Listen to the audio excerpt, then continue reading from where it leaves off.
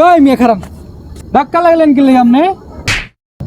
ওই মিয়া তুই এখন আমার মালিক কি লেগে? তুই কি জানোস আমি কেডা?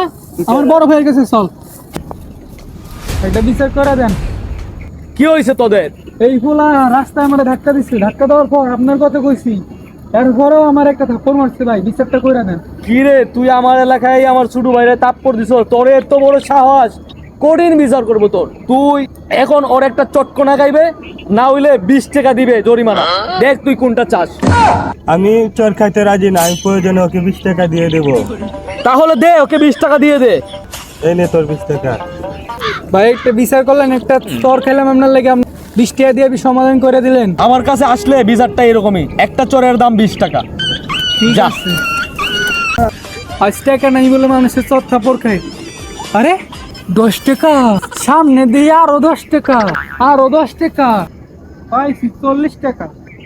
20 টাকা দিয়ে হেরে মারবি, 20 টাকা দিয়ে বড় ভাইরে মারবি। এমন ভাবে মানুষটা মারবে বড় ভাই কি রে, তুই আবার আইসুস কেন?